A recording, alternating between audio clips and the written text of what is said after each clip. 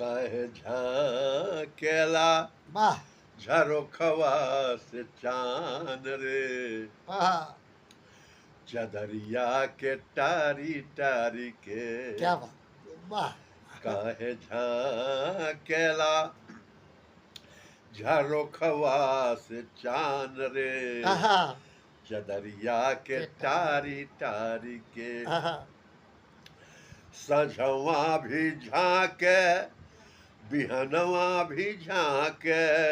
वाह सझवा भी झांके आहा बिहनवा भी झांके। चढ़ी चढ़ी ऊंचे मचान आहा, रे। क्या बात है चदरिया के टारी तारी टारी तारी के वाह काहे झांकेला झरोखवा से चान रे। वाह चदरिया के टारी टारी के बहुत खूब पिहकत मोरवा आहा चकोरवा से पूछे। हाँ पिहकत मोरवा आहा चकोरवा से पूछे। वाह कैसे रहेला तोर प्राण आहा रे। वाह करे जवा के जारी जारी क्या के बात क्या बात कैसे रहेला तोर प्राण रे। आहा करे जवा के जारी जारी के बहुत खूब काहे झांकेला झरोखवा से चान रे। आहा चदरिया के टारी टारी के क्या बात है वाह सुसुकत सुसुकत सुगना पिजड़वा से बोले। सुसुकत सुगना पिजड़वा से बोले।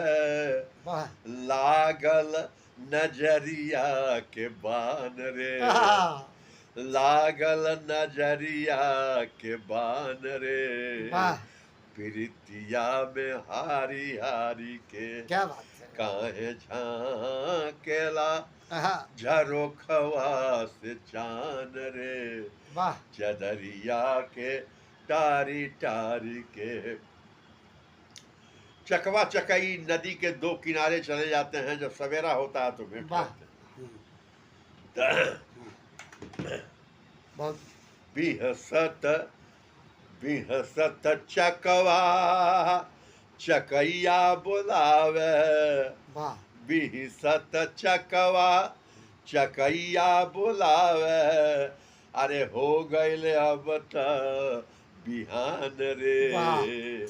हो गईल अब त बिहान रे।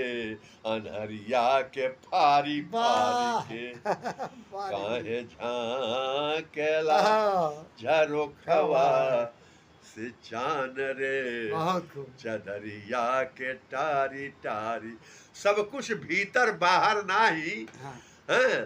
तब काहे ढूंढत काहे बाहर भरम भुलाई। वाह काहे झांकेला झरोखवा से चान रे। वाह चदरिया के टारी टारी के क्या बात है बहुत खूब